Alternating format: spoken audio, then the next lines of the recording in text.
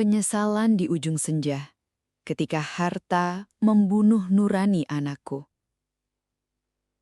Di sebuah rumah megah berlantai 2 di sudut kota, hiduplah keluarga Pak Baskoro dan Ibu Rahma. Pak Baskoro adalah seorang pengusaha sukses yang mengawali kariernya dari bawah. Kerja kerasnya membuahkan hasil luar biasa. Rumah mewah, mobil berderet dan aset tanah serta sawah yang tersebar di mana-mana. Mereka dikaruniai 2 orang anak yang beranjak remaja. Si sulung bernama Rehan yang berusia 17 tahun dan adiknya Keisha yang berusia 15 tahun. Namun ada satu kesalahan besar dalam cara Pak Baskoro dan Ibu Rahma mendidik anak. Karena masa lalu Pak Baskoro yang hidup susah dan penuh keterbatasan, ia bersumpah dalam hati tidak akan membiarkan anak-anaknya merasakan kekurangan sepeser pun setelah ia sukses. Aku bekerja siang malam hanya untuk mereka. Apapun yang mereka minta, harus ada. Ucap Pak Baskoro dengan nada sombongnya suatu malam kepada istrinya. Setiap kali Rehan meminta motor sport baru, besoknya motor itu sudah terparkir rapi di garasi rumah mereka. Setiap kali Keisha menginginkan barang-barang bermerek demi bisa dipamerkan ke teman-teman gengnya, kartu kredit ibunya langsung berpindah tangan tanpa banyak tanya. Sayangnya, kemewahan materi itu sama sekali tidak dibarengi dengan didikan moral dan fondasi agama yang kuat. Saat waktu ibadah tiba, orang tua mereka terlalu sibuk menghitung keuntungan bisnis dan mengurus relasi kerja. Saat ada tetangga yang mengundang ke acara keagamaan atau pengajian, mereka lebih memilih pergi ke pusat perbelanjaan atau berlibur. Bagi Rehan dan Keisha, dunia ini hanya tentang uang, gengsi, dan kesenangan materi. Mereka tumbuh menjadi remaja yang angkuh, yang memandang segala sesuatu di dunia ini bisa dibeli dan diselesaikan dengan kekayaan orang tua mereka. Menginjak usia kuliah, tabiat buruk Rehan dan Keisha semakin menjadi-jadi. Rumah mewah yang mereka tinggali tak lebih dari sekedar hotel tempat mereka menumpang tidur dan mandi. Tidak ada lagi tegur sapa yang hangat di meja makan. Tidak ada lagi momen berkumpul bersama yang penuh canda tawa. Yang ada hanyalah tuntutan demi tuntutan yang tidak pernah usai. Pernah suatu hari, Ibu Rahma mencoba mengingatkan Rehan yang pulang larut malam dalam keadaan mabuk dan berbau alkohol. "Rey, kamu itu sudah besar. Cobalah sesekali ikut ke tempat ibadah, atau bantu ayahmu memantau kantor. Jangan main terus, nak." Bujuk Ibu Rahma dengan suara bergetar menahan kesedihan yang mendalam. Rehan hanya mendengus sinis sambil melepas sepatunya dengan kasar. "Halah, Bu, buat apa repot-repot kerja keras? Uang ayah kan gak bakal habis sampai 7 turunan. Lagian, buat apa berdoa kalau semua yang aku mau bisa langsung dibeli pakai uang?" Kalimat itu bagai petir di siang bolong. Ibu Rahma mulai menyadari ada sesuatu yang salah dengan jiwa anak-anaknya.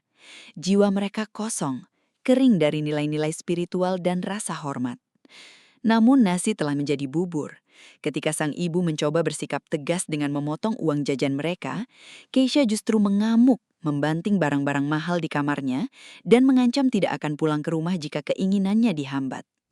Karena rasa bersalah yang keliru dan ketakutan anak mereka akan kabur, orang tua itu kembali mengalah. Mereka kembali menyuapi anak-anaknya dengan lembaran uang, tanpa tahu bahwa mereka sedang meracuni masa depan darah daging mereka sendiri dengan racun keserakahan. Roda kehidupan terus berputar, dan tidak ada yang abadi di dunia ini. Memasuki usia senja, fisik Pak Baskoro tidak sekuat dulu lagi. Pola hidup yang penuh stres, kurang istirahat dan kelelahan bekerja membuat kesehatannya ambruk secara mendadak. Di ruang ICU yang pengap oleh bau obat-obatan, bunyi monitor jantung bernada konstan menjadi satu-satunya suara yang memecah keheningan yang mencekam. Pak Baskoro terbaring lemah tak berdaya. Tubuhnya yang dulu gagah kini menyusut drastis, dikelilingi kabel-kabel medis dan selang oksigen yang menopang hidupnya. Diagnosis dokter sangat memukul keluarga. Beliau terkena stroke parah dan gagal ginjal stadium akhir. Beliau membutuhkan perawatan intensif, cuci darah rutin dan obat-obatan yang harganya selangit. Di saat kritis seperti inilah, topeng asli anak-anak mereka akhirnya terbuka lebar. Ibu Rahma duduk setia di samping ranjang rumah sakit, menggenggam erat tangan suaminya yang mulai mendingin. Pintu kamar rawat berderit terbuka. Reyhan dan Keisha masuk dengan langkah malas. Pandangan mata mereka sama sekali tak lepas dari layar ponsel masing-masing. "Rey, Keisha, kemari nak," panggil Ibu Rahma dengan suara serak menahan tangis yang mendalam. "Dekati ayah kalian. Dokter bilang kondisi ayah malam ini sangat kritis. Genggam tangannya. Bisikan doa di telinganya. Ayah kalian butuh kekuatan dari anak-anaknya." Reyhan menghentikan langkahnya beberapa meter sebelum ranjang. Ia melirik ayahnya yang terpejam dengan tatapan risih. "Aduh Bu, Reyhan baru sampai loh. Seharian ini capek banget urusan kampus. Lagian kalau Reyhan pegang tangannya, apa tiba-tiba ayah langsung bisa sembuh? Enggak kan? Kan sudah ada dokter dan suster yang dibayar mahal buat itu." Jawab Reyhan ketus, tanpa rasa bersalah sedikit pun. Ibu Rahma tersentak. Dadanya terasa sangat sesak mendengar jawaban dingin dari anak sulungnya. "Reyhan, itu ayahmu yang membiayai kuliahmu, yang membelikan mobil mewah yang kamu pamerkan ke teman-temanmu hari ini. Bagaimana bisa kamu sekejam itu pada orang tuamu sendiri?" Keisha ikut menyahut sambil mengunyah permen karet. Wajahnya tampak sangat bosan melihat situasi tersebut. "Ibu jangan drama deh. Keisha juga pusing di sini. Bau obatnya bikin mual. Lagian, Keisha kesini cuma mau minta tanda tangan ibu buat pencairan dana kegiatan di sekolah. Kartu debit Keisha diblok ya. Tadi mau beli kas kembaran sama teman-teman geng, malah kasirnya bilang saldonya nggak cukup. Malu-maluin tahu nggak di depan orang banyak." Mendengar perdebatan yang menyakitkan itu, jemari tangan Pak Baskoro yang berada di dalam genggaman Ibu Rahma tiba-tiba bergerak sedikit. Air mata mengalir perlahan dari sudut mata Pak Baskoro yang lumpuh. Beliau mendengar setiap kata, setiap kalimat coretan racun yang keluar dari mulut anak-anak yang selama ini ia manjakan dengan harta. Beliau sadar, namun tubuhnya terkunci, tidak bisa berbuat apa-apa. Ibu Rahma melihat air mata suaminya menetes. Hatinya hancur berkeping-keping melihat belahan jiwanya dihina oleh darah dagingnya sendiri. Dengan sisa keberaniannya, ia berdiri dan menghampiri Keisha. "Tas, di saat ayahmu bertaruh nyawa antara hidup dan mati di ranjang ini, yang kamu pikirkan cuma tas baru, Keisha?" Suara Ibu Rahma meninggi, bergetar hebat karena amarah dan kesedihan yang bercampur menjadi satu. "Ya terus kenapa? Ayah kan sakit bukan karena Keisha. Lagian uang ayah kan banyak di bank. Kenapa pelit banget sekarang sama anak sendiri?" Bentak Keisha balik, berani menatap tajam mata ibunya sendiri tanpa ada rasa hormat atau takut sedikit pun. Puncak kedurhakaan itu terjadi seminggu kemudian di ruang tengah rumah mewah mereka. Ibu Rahma sengaja pulang sebentar dari rumah sakit karena pihak administrasi menyatakan bahwa asuransi sudah tidak bisa lagi menutupi biaya perawatan intensif Pak Baskoro.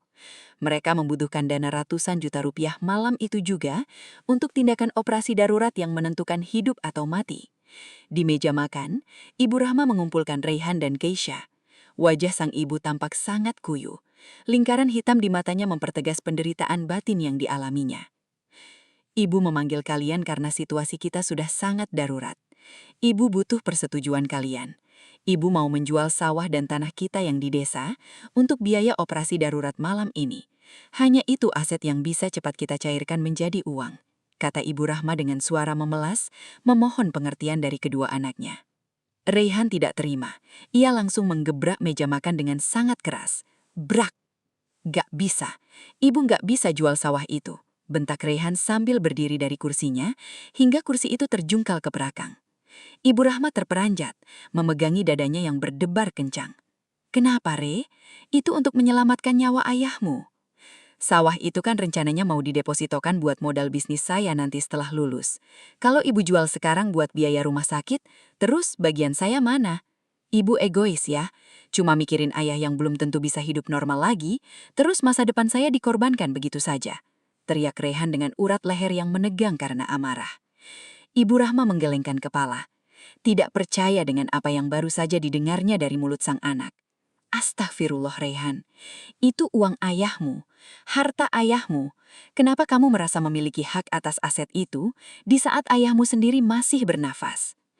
Keisha ikut berdiri di samping kakaknya, menatap ibunya dengan tatapan sinis dan penuh kebencian.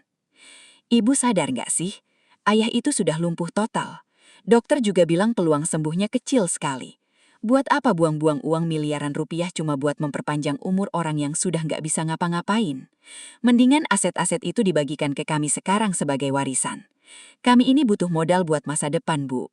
Jangan sampai harta ayah habis tak sebersisa cuma buat bayar rumah sakit, lalu kami berdua nggak kebagian apa-apa. Plak! Sebuah tamparan keras dari tangan Ibu Rahma melandar di pipi Keisha. Tangan sang ibu bergetar hebat. Air matanya tumpah tak terbendung. Ini adalah pertama kalinya seumur hidup Ibu Rahma memukul anaknya sendiri yang begitu ia manjakan.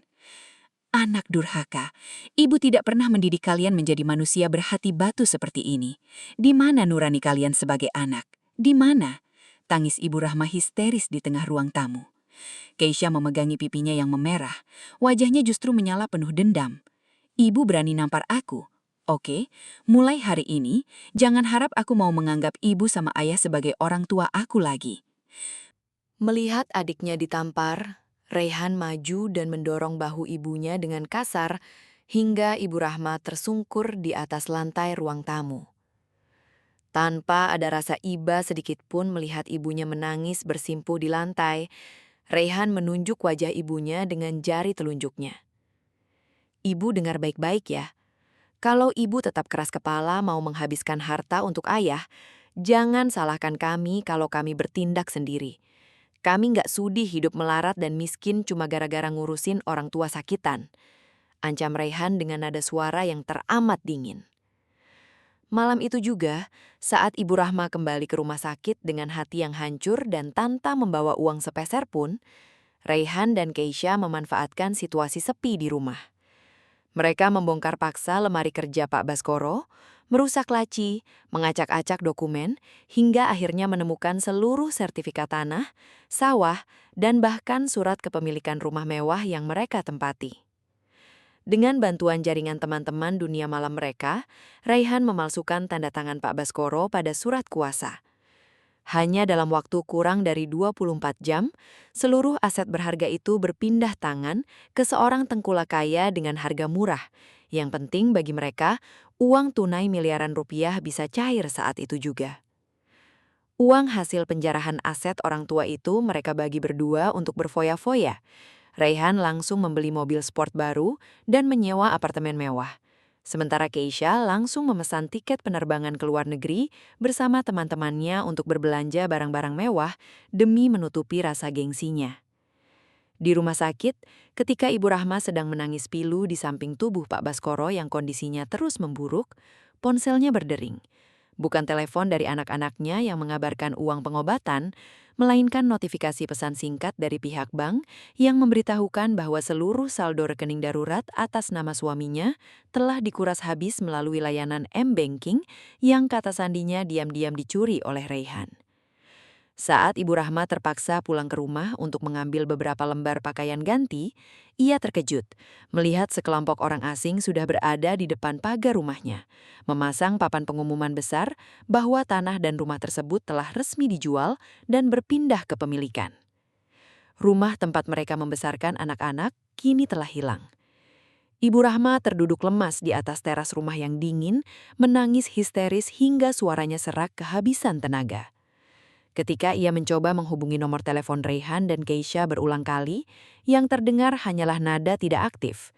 Kedua anak kandungnya telah memblokir kontak ibunya sendiri karena tidak ingin merasa terganggu dengan urusan sang ayah. Pak Baskoro akhirnya menghembuskan nafas terakhirnya di ruang ICU yang dingin tanpa sempat menjalani operasi darurat. Di saat-saat terakhirnya, tidak ada anak laki-laki yang membimbingnya mengucap kalimat tauhid, tidak ada anak perempuan yang memeluk jasadnya untuk meminta maaf. Hanya ada Ibu Rahma, istri setianya, yang memeluk erat tubuh suaminya yang mulai kaku sambil meratapi nasib malang pernikahan mereka yang gagal mendidik anak. Jenazah Pak Baskoro dimakamkan dengan sangat sederhana di pemakaman umum, dibantu sepenuhnya oleh para tetangga sekitar yang dulu sering mereka abaikan dan mereka pandang sebelah mata saat masih jaya. Beberapa bulan setelah kepergian Pak Baskoro, hukum tabur tuai dan karma kehidupan itu datang menghampiri dengan begitu cepat dan kejam. Uang miliaran rupiah hasil penjarahan aset haram yang dipegang Raihan dan Keisha habis tak bersisa hanya dalam sekejap mata karena gaya hidup foya-foya, judi, dan ditipu oleh jaringan teman-teman palsu mereka sendiri. Raihan mengalami kecelakaan lalu lintas yang sangat hebat saat melakukan balakan liar dengan mobil barunya, hingga salah satu kakinya mengalami infeksi parah dan harus diamputasi. Di saat ia kehilangan kakinya dan kehabisan uang, semua teman-temannya pergi meninggalkan dia sendirian. Sementara itu, Keisha terjebak dalam lingkaran pergaulan bebas, dikejar-kejar oleh utang yang menumpuk dari para lintah darat, hingga hidup terlantar di jalanan kota sebagai gelandangan tanpa arah. Suatu sore yang diselimuti rintik gerimis yang dingin, dua remaja yang kini telah hancur fisik dan masa depannya itu berjalan tertatih-tatih mendatangi makam sang ayah. Mereka bersimpuh di atas tanah kuburan yang masih basah oleh air hujan. Di sana, dari kejauhan, mereka melihat ibunya yang kini hidup sangat sederhana di sebuah kontrakan kecil, sedang membersihkan rumput-rumput liar di atas makam Pak Baskoro. Raihan menangis sejadi-jadinya, merangkak memeluk kaki ibunya yang terbalut kain lusuh dengan satu kaki yang tersisa. "Ibu, maafkan Raihan, Bu. Raihan berdosa." "Ayah, maafkan Raihan." Ratap Raihan sambil memukul-mukul tanah makam dengan penuh keputusasaan. Keisha pun bersujud di samping kakaknya, mencium kaki ibunya dengan air mata yang bercampur dengan air hujan yang membasahi bumi. Mereka memohon ampun, memohon agar waktu bisa diputar kembali. Namun penyesalan selalu datang terlambat di ujung cerita. Ayah mereka kini telah tiada, pergi membawa luka batin yang teramat dalam hingga ke liang lahat. Harta benda dan segala kejayaan telah hilang tak berbekas, dan masa muda mereka telah hancur berantakan tanpa sempat memiliki bekal iman di dalam dada. Sahabat cerita yang budiman, kisah memilukan dari keluarga Pak Baskoro ini memberikan sebuah tamparan keras sekaligus cermin yang nyata bagi kita semua, terutama bagi para orang tua maupun calon orang tua yang sedang membesarkan anak-anak mereka. Harta benda, fasilitas mewah, dan segala kemudahan duniawi yang kita berikan kepada anak secara berlebihan tanpa dibekali dengan fondasi pendidikan karakter, moral yang baik, dan pengenalan akan agama, sejatinya tak lebih dari sekedar bom waktu yang siap menghancurkan diri mereka sendiri dan kita sebagai orang tua. Uang memang bisa membeli fasilitas terbaik di dunia. Tetapi uang tidak akan pernah bisa membeli kasih sayang yang tulus, rasa hormat, dan ketulusan hati dari seorang anak. Didiklah anak-anak kita dengan nilai-nilai kebajikan. Ajarkan mereka arti bersyukur dari hal-hal kecil, dan tanamkan rasa empati dan kasih sayang sesama sejak dini. Karena pada akhirnya, saat tubuh kita sudah mulai melemah, rambut memutih dan usia kita berada di ujung senja, bukanlah tumpukan harta yang kita butuhkan untuk bersandar, melainkan uluran tangan yang penuh bakti dan doa tulus yang mengalir dari anak-anak yang memiliki nurani dan iman yang kuat. Terima kasih yang sebesar-besarnya telah menyimak kisah mengharukan ini dari awal hingga akhir dengan penuh penghayatan. Semoga cerita yang kami bagikan hari ini bisa menjadi pelajaran berharga dan pengingat diri untuk kehidupan kita bersama keluarga tercinta. Jika Anda menyukai cerita-cerita yang menyentuh hati, syarat akan makna kehidupan, dan penuh akan pesan moral seperti ini, jangan lupa untuk memberikan dukungan Anda dengan cara klik tombol like, berikan komentar bijak dan inspiratif Anda di kolom bawah, serta bagikan video ini ke orang-orang terdekat yang Anda sayangi agar manfaatnya tersebar lebih luas. Dan yang paling penting, agar Anda tidak ketinggalan kisah-kisah penuh inspirasi dan emosional berikutnya dari kami, pastikan Anda sudah klik tombol subscribe sekarang juga dan aktifkan lonceng notifikasinya hanya di channel resmi kita, yaitu Cerita Kami. Sampai jumpa di video penuh makna berikutnya, tetaplah menjadi pribadi yang rendah hati, selalu bersyukur, dan hargailah setiap detik kebersamaan bersama keluarga Anda. Salam hangat dari seluruh tim Cerita Kami.